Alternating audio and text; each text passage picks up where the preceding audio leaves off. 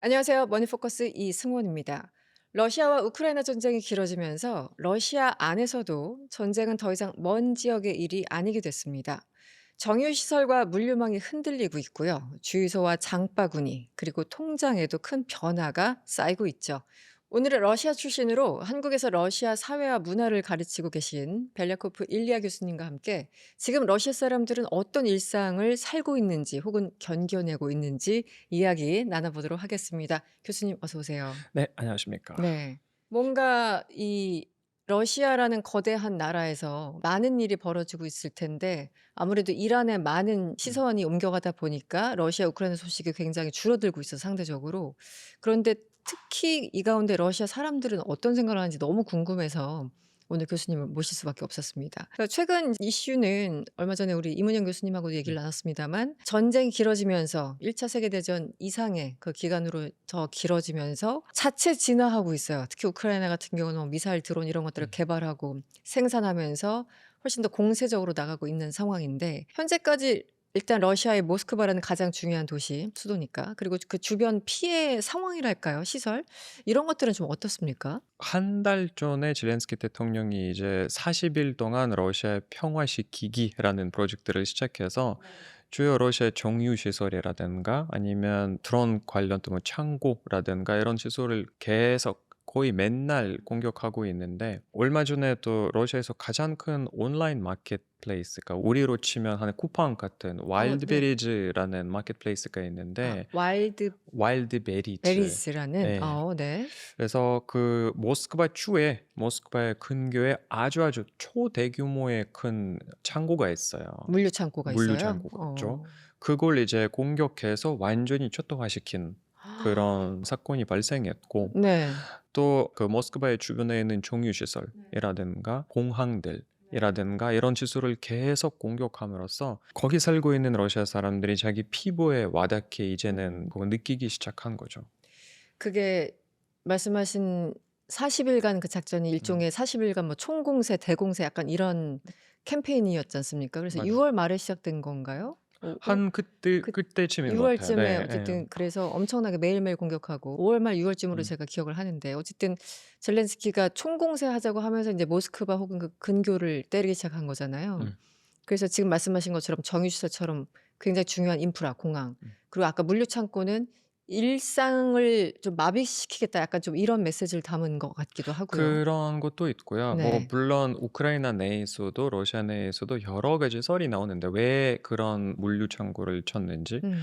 우크라이나 인터넷에서 가장 많이 나오는 얘기가 뭐냐면 그 한 일주일 전에 러시아가 우크라이나의 우체국 물류 창고를 친 사건이 있었어요. 그래서 우체국. 그걸 보복으로 이제 아. 하지 않았을까라는 그런 말도 있고요. 우체국은 건들면 안 되는 거 아니에요 진짜? 러시아가 굉장히 이제 우크라이나의 민간 시설을 많이 파괴하고 있어요. 그러니까 우크라이나는 사실은 지금 공격하는 게 거의 집중적으로 종유 시설을 공격하고 있는데 러시아는 보면 민간 시설도 굉장히 많이 파괴하고 있고 뭐 도로, 병원, 뭐 지하철역, 기차역 그런 거 다 공격하니까 사실 아무리 전쟁 중이라고 하더라도 절대 음 공격하면 안 되는 곳들이 몇 군데 그쵸. 있잖아요. 특히 인제 민간 시설은 당연한 거고 뭐 학교, 병원 이런 음 것들 기본인데 의료 시설. 아 그런데 사실은 러시아에서 먼저 시작한 건 확실한 거고 거기에 그쵸. 대한 인제 보복을 이제 우크라이나가 뭔가 전열을 음. 정비하고 하는 그런 모양새입니다. 제가 진짜 궁금했던 게 최근에 어디서 이제 외신 기사를 읽었어요. 근데 약간 르뽀처럼 음. 그런 기사였는데 어떤 사람이 그 정말 석유가 콸콸 흐른다라는 러시아인데 음. 어디에서 기름을 넣으려고 지금 막 아우성 치고 있고 그리고 어떤 사람이 39 시간을 음. 기다렸는데 그 드디어 기름을 넣을 수 있었어요. 그래서 그 기자가 가서 물어봤습니다. "지금 상황에 대해서 어떻게 생각하냐."고 그랬더니 보통 우리는 그럼 푸틴을 욕할 거라 생각하잖아요. 음. "어떻게 39 시간을 기다려요? 하루 반이라는 게 말이 안 되지 않습니까?" 그쵸. 그랬더니 음. 푸틴 욕은 하지 않고 "이건 우크라이나에 대해서 우리가 너무 약하게 나갔기 음. 때문이야. too soft하다." 이런 반응이 나와 가지고 제가 잘못 읽은 줄 알고 깜짝 놀랐거든요. 근데 그런 게 일반적으로 많이 그 인터뷰하는 사람들 중에서 그런 반응이 굉장히 많았다는 거예요. 어떻게 보십니까? 그 기사에 대해서? 일단 그 네. 질문에 답하기 전에 그래도 약간 조금 팩트 체크를 해야 되는 게 뭐냐면 러시아에서는 종유 시설이 어마무시하게 많이 있는 것도 아니에요. 아, 그러니까 그래요? 초대형 그런 중유 시설이 있고 그냥 대형 시설이 있고 소규모 시설이 있는데 초대형 시설이 러시아 전국에 한 10개인가 지금 정확한 숫자가 기억이 안 음. 나는데 10개 정도 있어요. 네. 근데 지금 우리가 이 영상을 찍고 있는 기준으로 2020년 7월에는 우크라이나가 이 10개를 다 공격을 했어요.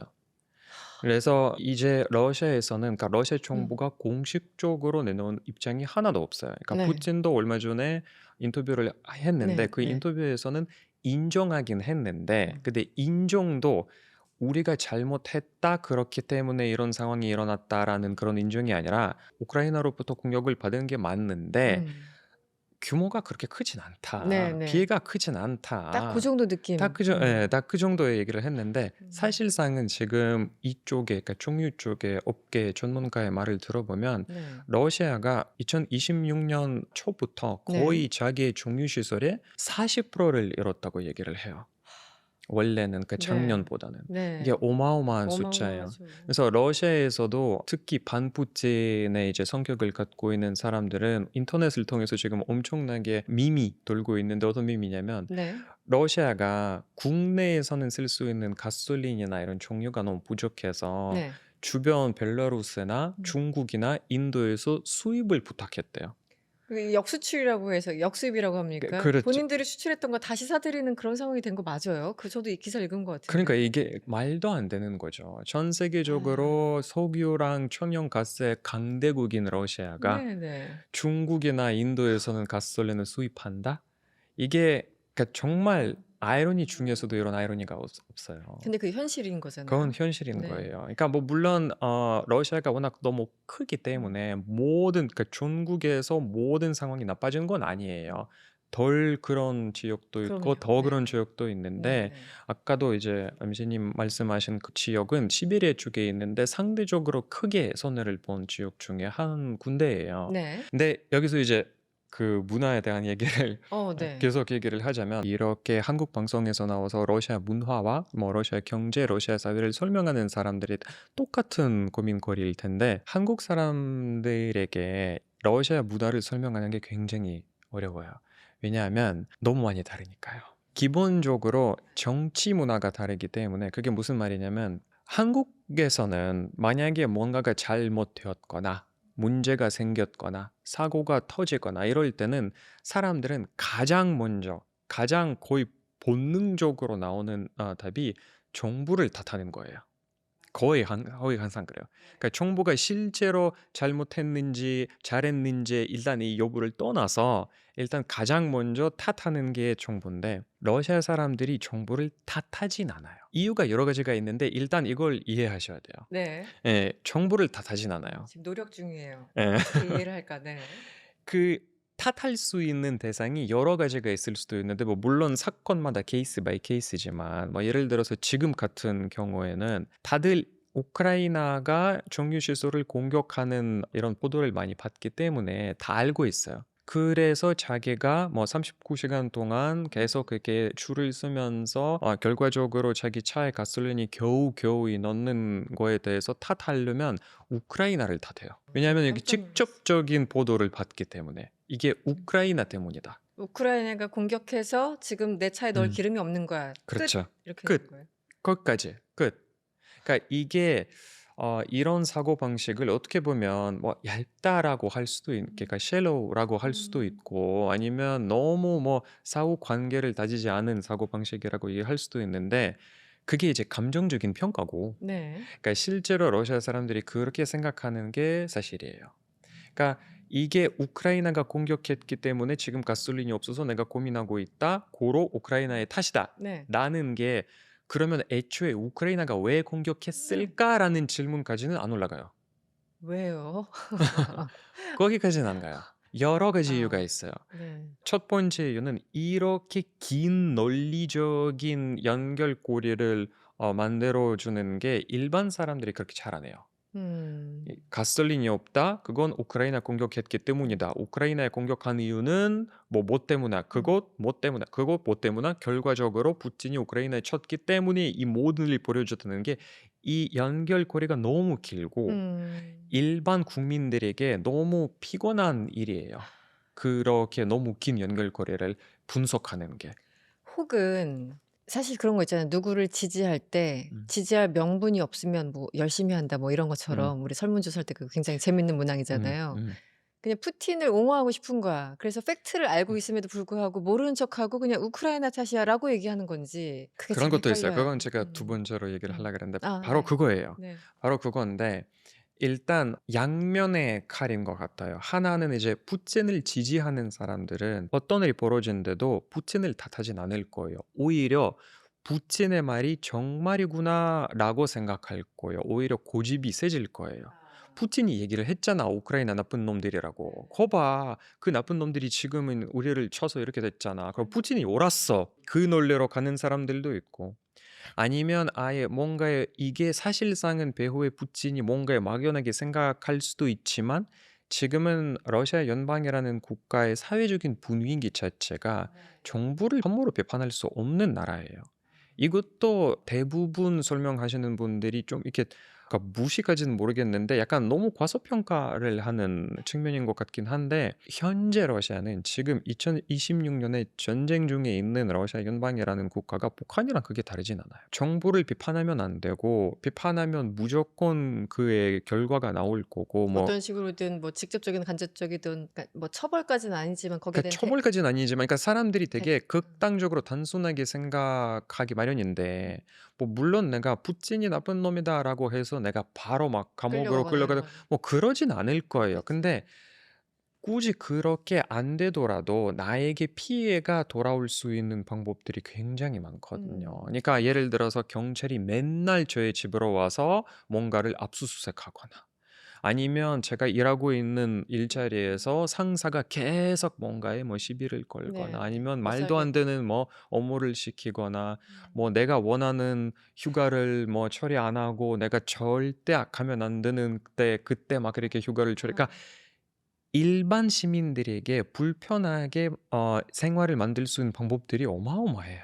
진짜 감시 사회네요. 예. 네. 그리고 내가 그렇게 얘기를 했다고 해서 내 주변에 전혀 다른 그러니까 푸틴의 지지자들이 있을 수 있으니까 이거는 거의 갈등이잖아요. 그렇죠. 네. 근데 인간이라는 존재가 내가 사회 속에서 살고 있는데 당연히 내가 맨날 만나는 나의 뭐 직장 동료, 친구들, 부모들, 뭐 가족들, 친척들 이런 사람들과 일부러 그것도 정치적인 이유 때문에 대통령 때문에 싸우고 싶진 않아요. 그러니까 말을 안 하거나 혹은 푸틴을 심지어 지지하는 척하거나 그렇죠. 이렇게 가는 거군요. 그래서 결과적으로 어떤 상황이 나타났냐면 소위 말하는 이제 핵화가 되는 부분이에요. 그러니까 사람들이 서로 간의 연결고리를 끊으려고 하고 오히려 얘기를 안 하려고 하고 사회 속에서 새로운 사람을 만나게 되면 처음에는 굉장히 조심스럽게 그 사람이 지금 나의 편 아니면 저쪽의 편이라는 게 어떻게든 우회적으로 알아내고 난 다음에 이 사람과의 이제 관계를 조성하는 그런 사실상은 안 좋은 분위기가 형성되고 있고 그래서 처음에 만나면은 우리 같은 성향인지 아닌지 소위 말하는 그 성분을 모르니까 조심스럽게 하게 안테나를 돼요. 세워서 어떤 식으로든 해서 대략 감을 잡고 우리 이제 그렇죠. 견적 나온다고 하죠. 그렇죠. 네. 예, 그렇죠. 그다음에 뭐 말을 섞을 예. 것인가 아니면은 이제 만나서 음식 얘기만 할 것인가. 왜냐하면 네. 보도를 보면 다들 막 이제 21세기에 살고 있는 사람들은 다 이제 인터넷을 보고 막 그렇게 포럼 보고 막 그러잖아요.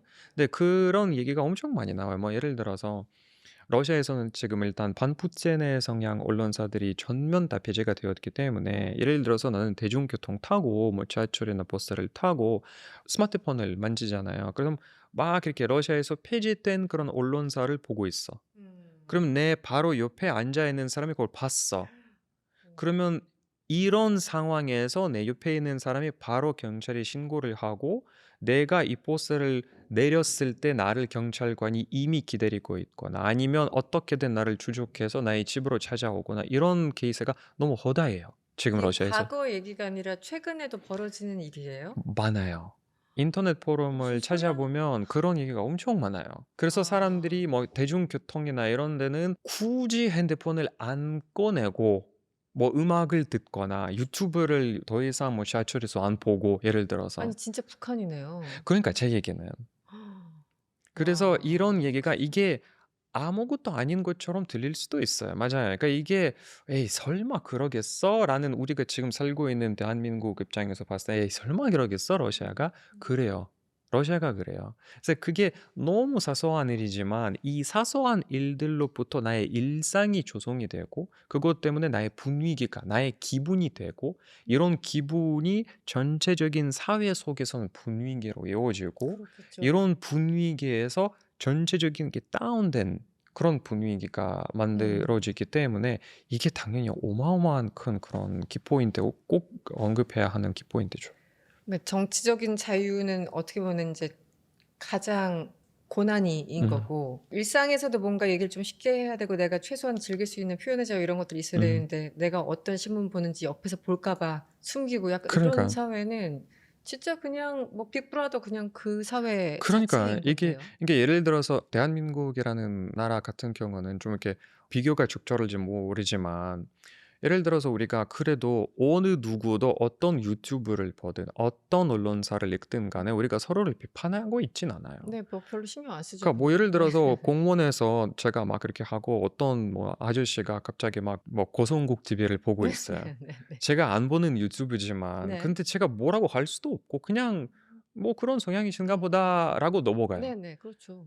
근데 만약에 이게 러시아였으면 그렇게 유튜브를 안 보셨을 거고 아. 만약에 보셨으면 무조건 신고할 사람이 있었을 그러니까 거예요. 반정부 채널을 보고 있다라는 걸 예. 누군가가 알았으면 음. 와 이게 아니 저는 약간 지금 계속 들으면서 헷갈리는 게 이게 소련 시대 얘기야 음. 지금 러시아 90년대 이후의 얘기야 계속 헷갈린 게 음. 그럼 조금 더 질문을 드릴게요. 음. 이게 정유시설 뭐 39시간 기다려도 음. 우크라이나 나쁜 놈들 이렇게 나오는 배경을 이제 한 두 가지로 설명을 주셨는데 그럼에도 기름값 오르죠. 어리죠. 운송비 부담 당연히 뭐 당연히 그렇죠. 어리죠. 그리고 당장 우리 약 하나 사려고 해도 뭐 빵 한 쪽 사려고 해도 장바구니 물가라는 게 음. 사실 사람을 가장 고통스럽게 만들고 과거의 혁명도 빵을 달라라고 해서 시작한 거잖아요. 과거의 모든 인류의 역사라는 게 음. 사실 먹고 사는 생존의 투쟁이니까. 그런데도 불구하고 그 모든 화살은 젤렌스키의 우크라이나 뭐 전체는 아니겠지만 상당 부분이 그렇게 갈 수밖에 없는 상황이 바로 이런 사회적인 음. 분위기 때문이라는 거군요. 이런 건 어떻습니까? 작년인가 어디서 또 글을 읽다 보니까 이 푸틴을 비판하는 게 체제 비판이 돼 버렸다. 음. 왜냐하면 이 전쟁 자체가 굉장히 숭고하고 역사적인 사명을 띈 것이고 명분을 가진 싸움이기 때문에 푸틴을 반대하는 건 반국가 세력이고 체제 부정 세력이기 때문에 이건 더더욱 시간이 흐를수록 훨씬 더 전쟁에 대해서 비판할 수 있는 사람들이 줄어든다라는 그런 류의 분석 기사를 봤거든요. 그것도 동의를 어떻게 하시나요? 지금 현재 러시아 사회의 현주소에 대한 분석이 굉장히 많아요. 근데 여기서 러시아 특징이 뭐냐 하면 아까 하신 말씀 중에 딱 두 측면이 있어요. 하나는 일상생활이 많이 불편해지니까 사람들이 부글부글 시작한다. 그래서 그것 때문에 빵을 달라고 뭐 일반 시민들이 일어나서 정권을 바뀌거나 뭐 혁명을 일어난다. 이게 마치 하나의 그림처럼 말씀하셨는데 러시아의 역사를 보면 이 두 그림이 서로에 아무런 관계가 없어요. 일반 국민들이 아무리 불편을 많이 겪더라고, 아무리 뭐 물가가 올라가더라도, 아무리 불편해도 일반 시민들이 일어나서 뭔가의 정치적으로 큰 이런 변화를 일으킨 그런 사건이 러시아 역사에서 찾아볼 수가 없어요. 러시아 역사에서 모든 혁명, 모든 큰 변화, 변곡점들이 무조건 엘리트에서 일어났어요. 아 예를 들어 1917년도 그렇고 1917년도 그래요. 그러니까 1917년 사회주의 워낙 혁명은 우리가 뭐 흔히 사회주의 혁명이니까 일반 노동자들이 뭐 선박 뭐 선자들이 뭐 이런 사람들이 뭐 그 농민들이 일어나서 일어난 혁명이다라고 얘기를 하는데 그게 반은 맞고 반은 틀린데 네네. 왜냐하면 그 사람들을 부추기고 자극시키고 주도하는 사람들이 레닌을 이제 비롯해서 있었던 아주 극소수의 엘리트겠지. 엘리트였는데 예. 레닌이 굉장히 부자였어요. 그렇죠. 부자 집안 맞아요. 출신이었어요. 네. 이것도 우리가 잊으면 안 이거 돼요. 재밌어요. 맞아요. 예. 레닌은 부자였고 둘째였나? 뭐 하여튼 그래요. 네. 네네. 예. 그래서 음. 갑자기 막 농민들이 일어나서 혁명을 일어난다라는 말은 반은 틀려요. 그래서 1991년에 소련이 붕괴하는 배경도 좀 많이 읽어보시면 네. 아시겠지만 네. 이게 일반 사람들이 더 이상 못 살겠다라는 분위기가 있음에도 불구하고 계속 이어질 수도 있었어요. 근데 고르바초프가 그 당시에 소련의 마지막 대통령이 막 잘못된 길로 걸어가기 시작했을 때 이 길이 엘리트 중에서 그러니까 당에서 너무 큰 반대파가 이루어지기 때문에 이 갈등 때문에 결과적으로 나온 게 나라가 망한 그런 시나리오였기 때문에 일반 사람들이 뭐 물가가 올라갔다고 해서 일어나진 않았어요. 과거의 사례 이제 각 국가의 어떤 역사적인 뭐 혁명이나 변곡점을 보면은 음, 민중들이 그냥 봉기해서 이렇게 밑에서부터 일어나는 혁명이 있는가 맞아요. 하면 위에서부터 일어나는 혁명이 있는데 러시아 역사는 주로 위에서 엘리트에서 조직되고 만들어지고 그래서 이제 민중으로 내려가는 그런 흐름이었다. 그래서 그러니까 지금은 하신 것처럼 민중이 일어나서 뭐 정권을 교체하거나 혁명을 일으키는 게 거의 대부분 우리가 유럽 역사를 말하는 네네네. 건데 그래서 우리가 유럽이 민주주의가 원천지라고 얘기를 하고 있어요. 그러니까 민중이 말 그대로 자기 나라의 주인인. 그러니까 주인인 그런 얘기인데 뭐 혁명이라는 게 극단적인 선택이긴 하지만 네네네. 근데 러시아에서는 그런 적 없어요. 아, 그래서 정치학가들이 러시아에서 민주주의가 정착하지 못하는 이유에 대해 얘기를 할 아, 때도 그러지 않을까. 워낙 그런 경험이 없어서 역사적인 경험이 없어서. 그러네요. 그 선거는 해. 그렇다고 그게 다 민주주의는 아닌 거잖아요. 그렇죠. 그냥 형식적인 선거일 수도 있고 등등. 그렇죠. 이게 조금씩 이해가 막 설득이 되기 시작했어요. 이해가 가기 어, 시작했어요. 그래서 지금 인터넷도 끊기고 음, 알고 봤더니 드론 공격을 막 음, 하니까 인터넷도 끊기는데 우리 잠깐 인터넷 끊겨서 불편해 정도가 아니라 요즘 우리도 택시도 그냥 이렇게 음, 길거리에서 이렇게 안 부르잖아요. 무조건 앱 찾아가지 맞아요. 예, 않습니까? 그리고 배달시키고 이게 끊긴다는 건 모든 생활이 끊긴다는 그렇죠. 건데 러시아도 만만치 않더라고 하더라고요. 만만치 그래서 않죠. 그런 일상생활을 그냥 꿋꿋이 견디고 있는 건가요? 러시아 분들은? 맞아요.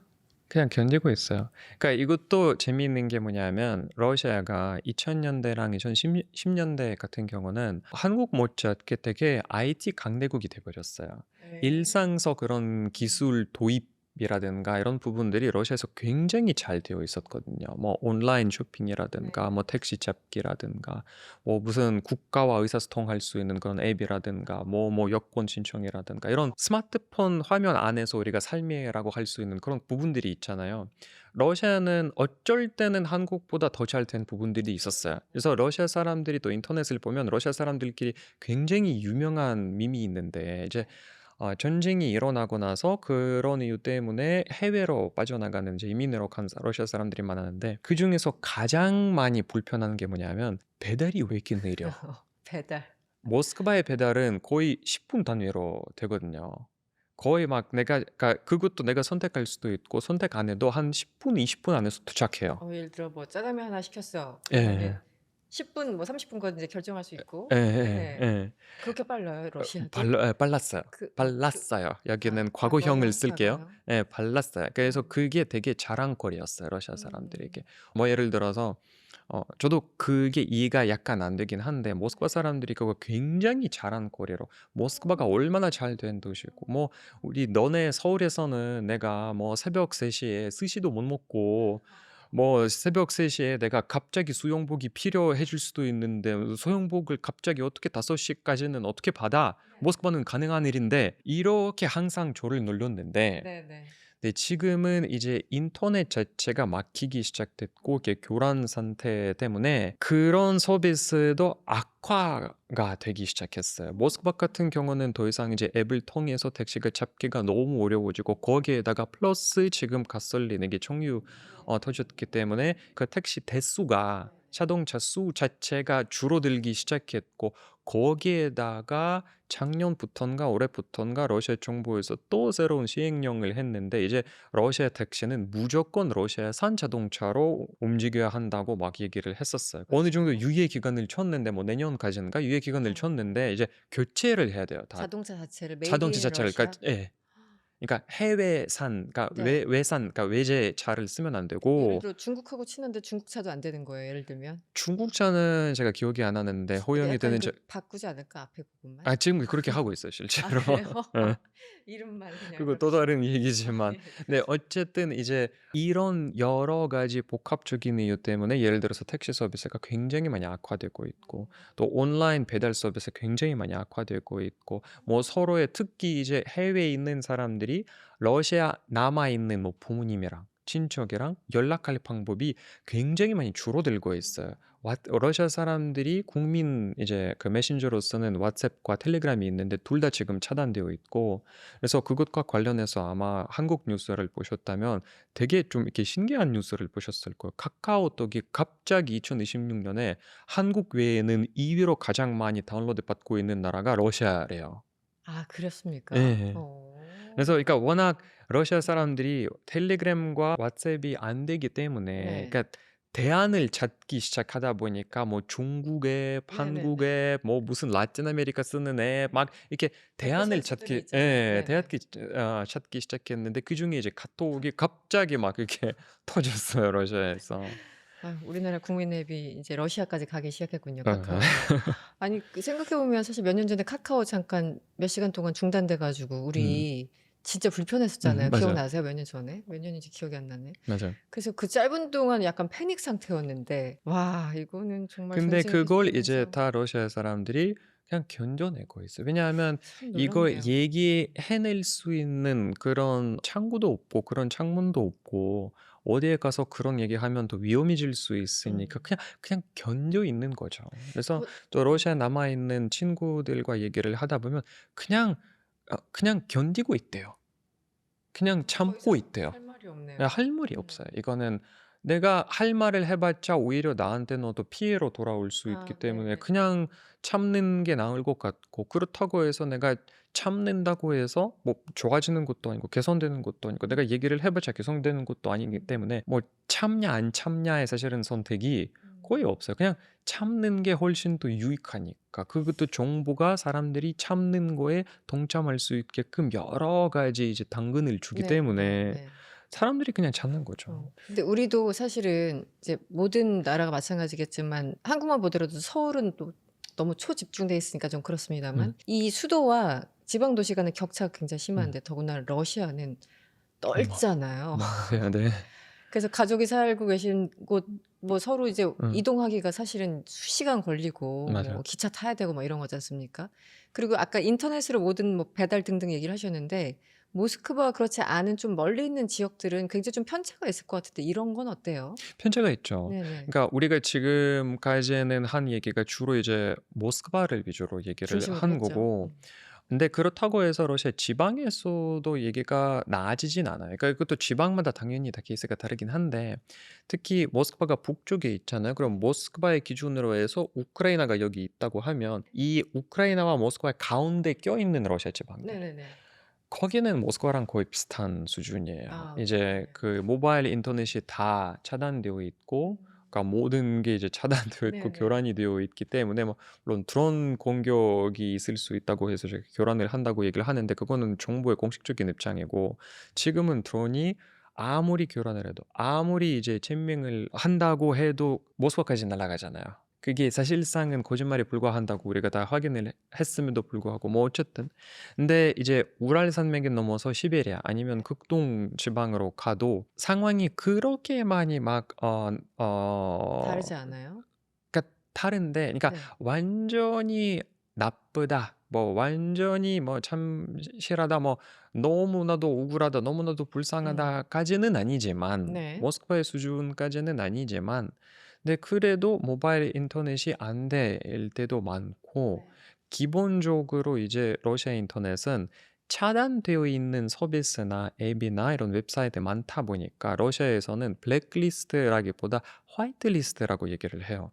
그러니까 인터넷이 안 될 때 그래도 되는 그런 웹사이트를 말하는 건데, 거기는 대부분 이제 뭐 정보와 관련된 웹사이트, 그러니까 우리로 따지면 뭐 정부24 같은 애플리케이션, 그리고 정부를 통해서 나오는 뉴스, 그러니까 중앙 방송사들, 푸틴의 입장을 밝혀주는 그런 웹사이트나 방송사들은 다 화이트리스트에 있어요. 그거는 언제든지 24시간 동안 아무런 지장 없이 접근이 가능해요. 네. 예, 근데 뭐 메신저나 일반 러시아 사람들이 쓰는 메신저라든가 이런 부분들은 차단되어 있죠. 그게 아무래도 이제 우크라이나와 가까우니까 가까운 음, 지역들은 그리고 이제 공격도 집중적으로 받는 그 지역들은 한참 이 지금 전쟁이 벌어진다라는 걸 알고 느끼고 음, 당장 뭐 택시 부를 때도 느끼는 거잖아요. 이게 전쟁 때문에 뭐 음, 재밍되고 뭐 이유야 어떻든 간에. 하지만 예를 들어 블라디보스톡 음, 우리나라에서 가까우니 블라디보스톡이요. 그쪽은 사실상 전쟁을 하고 있다라는 거는 우리처럼 똑같이 그냥 음, 신문으로 읽고 맞아요. 예, 뉴스를 보는 음. 거라서 그렇게 감이 막 있을 것 같지는 않은데. 그렇죠. 네. 끝까지는 드론이 날아오는 것도 아니고 그러니까. 이거는 그러니까 뉴스에서 보는 거기 때문에 사람들이 충분히 공감할 수는 없죠. 아무리 그렇죠. 우리나라라고 해도 워낙 또 워낙 땅덩어리가 너무 많고. 완전 너무 그쪽에 있는 네. 그런 얘기다 보니까 블라디보스톡에서는 당연히 그렇게 위험하지도 않고 뭐 음. 뭔가에 막 실제로 몸소에 사람들이 느끼지는 않죠. 체감 온도가 완전히 다른. 네. 그렇죠. 근데 그렇다고 해서 네. 인터넷이 차단은 여전해요. 음. 그건 어때요? 예전에 몇 년 전에 제가 일리아 교수님 인터뷰할 때 이제 전쟁이 일어나면 우리 왜 전시 경제라고 해서 이제 모든 경제를 다 전시 동원 체제로 공장도 물건 만들던 공장을 뭐 다른 물건을 만드는 그 공장으로 뭐 전환시킨다든가 이런 일이 벌어지지 않습니까? 그리고 전쟁을 다들 하기 싫어하니까 일반 국민들은 사실 무슨 죄가 있어요. 음, 그냥 전쟁이 났으니까 끌려가는 그런 상황인데 대신 이제 인센티브 월급을 한 3배 음, 줘.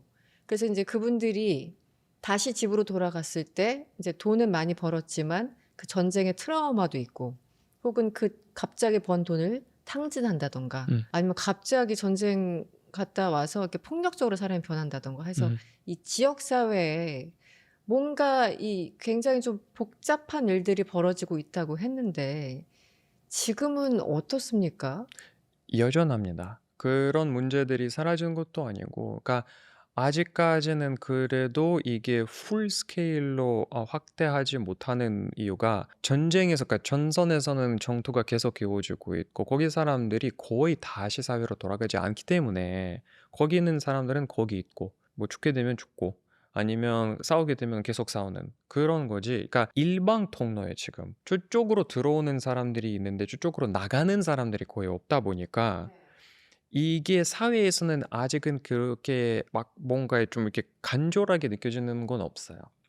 근데 이게 너무나도 큰 문제가 뭐냐면 뭐 저는 경제 전문가 아니기 때문에 정확한 뭐 숫자를 그런 제시드릴 수는 없지만 경제 전문가에 따르면 인력난이 되게 심하다고 합니다. 인력난. 네, 그러니까 그 실업률이 지금 러시아에서 거의 2% 정도인데 네.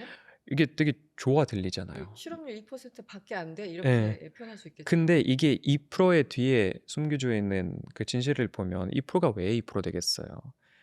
일할 사람들은 다 우크라이나에서 죽었기 때문에. 이게 이유가 좋진 않아요. 이 실업률이 그렇게 낮은 이유에.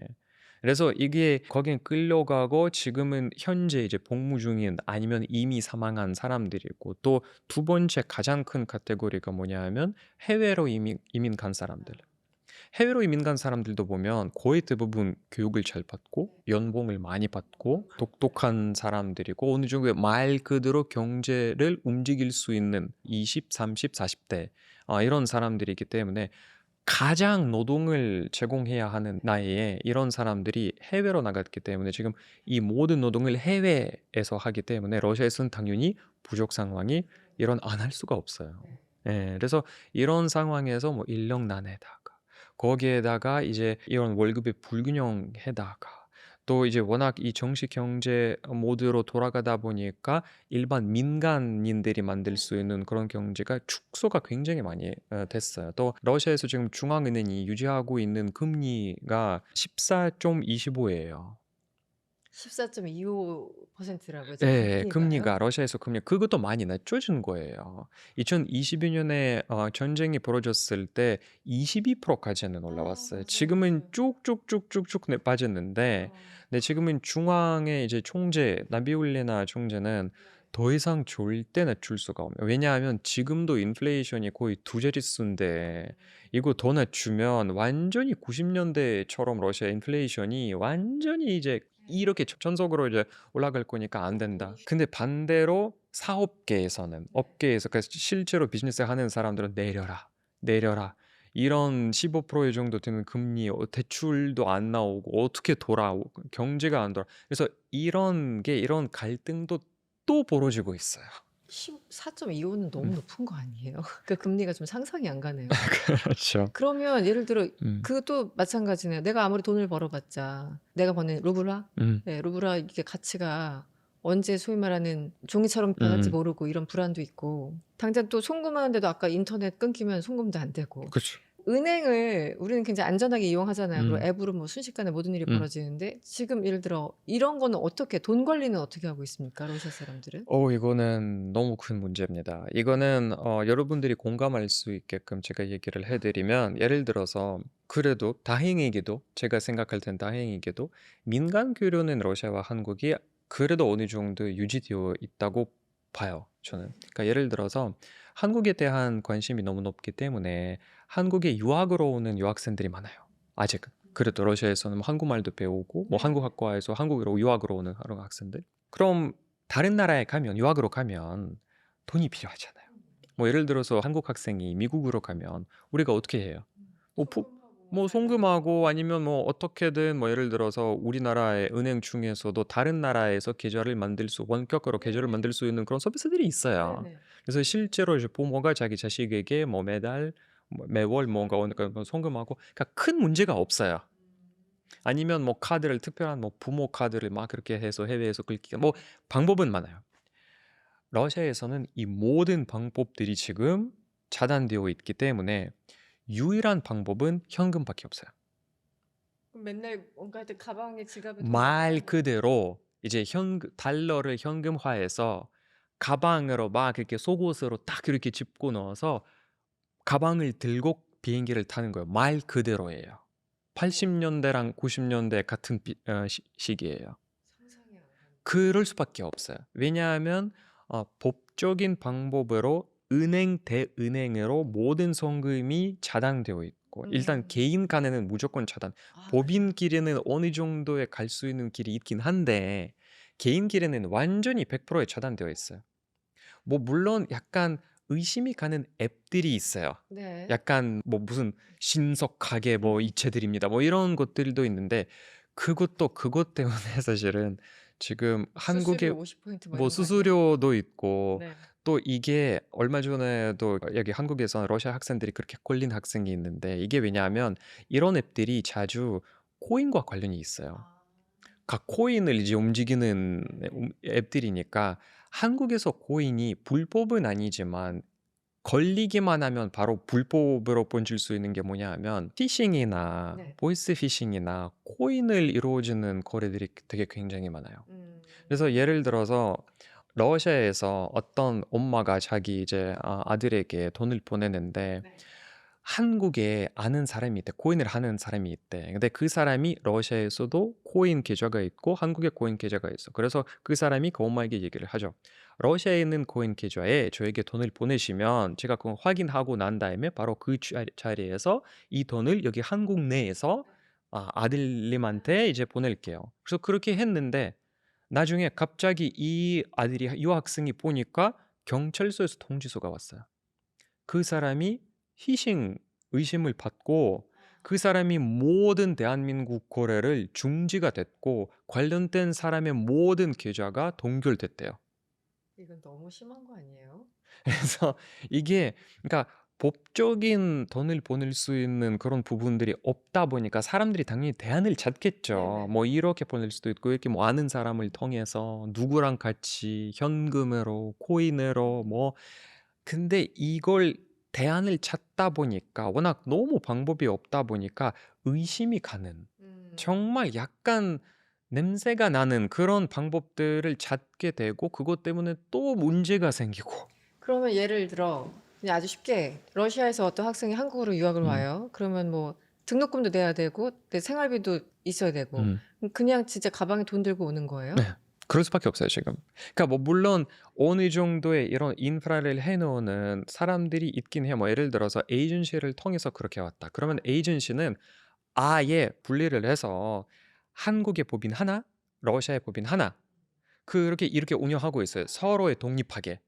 그리고 예를 들어서 그 사람이 여기는 와서 뭐 대규모의 입금을 해야 하는 게 있잖아요. 뭐 기숙사비라든가 등록금이라든가. 그러면 러시아 내에서 부모님이 거기 러시아 내에 있는 법인에게 다 얘기를 하고, 그쪽에서 우리에게 연락을 해요. 입금이 완료됐습니다. 그러면 우리가 여기 있는 돈으로, 제가 개인 돈이든 아니면 제가 하고 있는 회사의 돈이든 여기 등록금을 내요. 그냥 이렇게 해요. 그럴 수밖에 없는 상황이 복잡하네요. 돼버리는 게 굉장히 아쉽죠. 그러면 지금 당장 그 젊은 20대, 30대 음, 젊은 사람들 어쨌든 미래에 희망을 가지고 사는 거잖아요. 지금 음, 힘들어도 희망이 있으니까 견디고 이런 게 삶이잖아요. 전쟁이 계속 나고 있고 일자리는 부족하고 음, 그 많은 사람들을 한 줄로 설명하기 매우 음. 어렵겠지만 20대 젊은 러시아 친구들은 지금 무슨 희망을 가지고 사나요? 이 음. 상황에 대해서? 저는 수원대에 네, 가르치잖아요. 네. 그러니까 학생들 우리 가르치시죠. 유학생들도 있어요. 러시아 유학생들도 매 학기 이제 오는데 네, 네. 그런 학생들 대상으로 우리가 수업을 하는 게 있어요. 제가 하는 그러니까 한국과 관련된 수업 하는데 어느 날 학생들이 이제 수업을 시작하기 전에 막 이렇게 아직은 시간이 남았으니까 뭐 그냥 이런저런 이제 평소 얘기를 나누고 있었어요. 그때 학생들이 한 한국에 온 지 2달 정도 된 기간이었기 때문에 뭐 네, 한국이 어떠냐, 뭐 네. 잘 적응하고 있냐 그렇게 얘기를 하는데 되게 마음에 든대요. 되게 좋대요. 그래서 뭐가 제일 좋냐라고 물어봤더니 돌아온 답이 VPN 없이 모든 어플리케이션이 인터넷이 된다는 거예요. 그게 그거 좋대요. 하나만으로도. 예, 그게 좋대요. 아, 그래서 슬프다. 어, 그걸 들으니까 제가 너무 네, 네. 슬퍼졌어요. 그러니까 이게 2026년에 너는 다른 나라에 가서 뭐가 좋니라고 할 때 여기 인터넷이 돼서요. 이런 답을 들을 텐가요, 지금? 그러니까요. 예. 그것도 한참 그게 다 모든 게 자유롭게 이루어지던 국가에서 지금 안 되는 상황인 거잖아요. 그러니까요. 한번 예. 경험해 본 거는 잊지 못하는데. 그러니까요. 그런 것도 음. 있고. 그래서 러시아 안에에서도 그러니까 젊은 사람한테는 이런 반항적인 그런 부분이 없진 않죠. 네네. 당연히 마음에 안 들죠. 당연한 그렇죠. 한참 얘기지만. 불만이죠, 사회에. 예. 네. 근데 뭐 정치적인 선동에 휩싸여서 세뇌라는 말을 쓰고 싶진 음. 않은데 어느 정도의 성향을 가지게 되고 아예 다른 우주에서 그래? 나는 인터넷이 필요 없어. 나는 오히려 내 나라가 중요해. 라는 그런 마인드세트로 이제 사는 사람들도 있을 거고. 있겠지만. 예. 또 그게 마음에 안 들어서 이제 무역을 갔다가 어떻게든 간에 해외에서는 자리 잡으려고 하는 사람들도 있을 거고. 그렇겠죠. 네.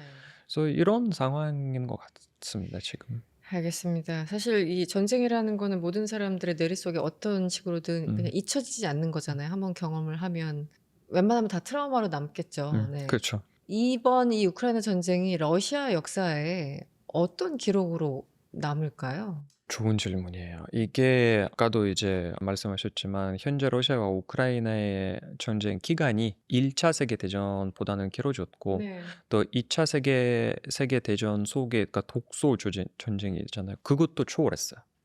지금.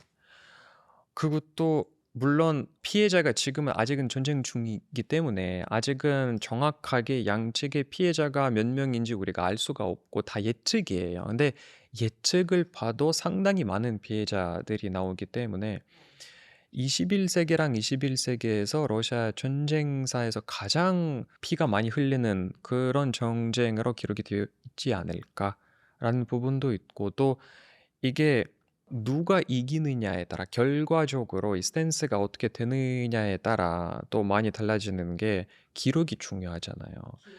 러시아에서는 만약에 이게 승리라는 기록으로 남아 있으면 우크라이나가 잘못된 길로 빠졌다가 우리가 우크라이나를 구원했다라는 기록으로 남을 수도 있고 아니면 지금 전 세계가 보는 것과 같이 러시아에서는 정권이 그런 말을 이제 할 수 있을지 모르겠는데 미쳐서 옆 나라를 전쟁을 일으켜서 이유도 없는 이런 아무런 동기와 계기도 없는 전쟁을 일으켜서 결과적으로 실패한 건지 이런 승부가 가려 있는 그런 상황에서는 어떻게 기록될지는 아직은 우리가 모르고 있죠. 근데 이미 러시아에서도 지금 아까 제가 얘기를 한 그 첫 번째 시나리오를 움직인다는 신호들이 굉장히 많이 보이고 있어요. 가장 대표적인 게 러시아에서 고등학교의 역사 수업에서 쓰이는 교과서에 수정하고 있어요, 다들.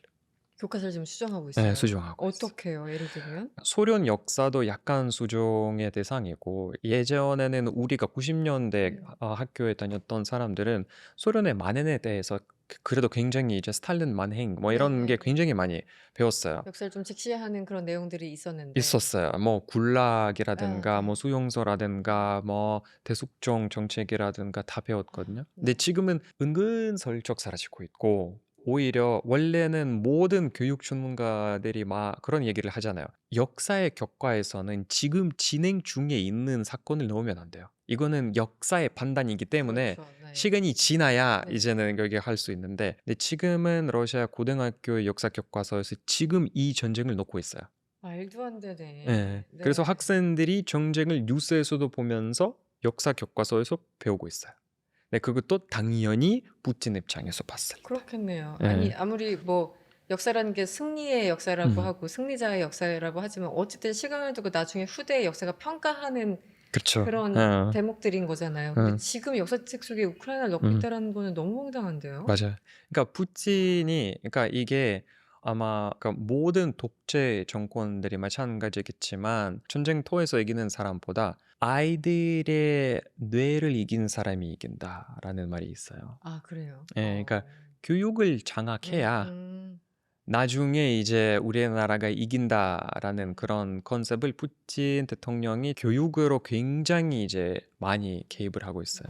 문화적으로 사회적으로 아 그래서 푸틴이 우크라이나 그 공습하기 전에 역사 관련해서 막 연설 4 음. 시간인가요? 2 시간인가 했던 그게 당황했던 게 다 이유가 있었던 다 거군요. 있어, 다 아 있죠. 알겠습니다. 네. 아 엘리야 교수님과 지금 러시아 사람들의 일상이 어떻게 변하고 있는지 그럼에도 불구하고 우리가 상상했던 그런 반응들이 왜 나오지 않고 있는지 다양한 각도에서 짚어봤습니다. 네. 2 부에서도 일리아 교수님과 함께하겠습니다.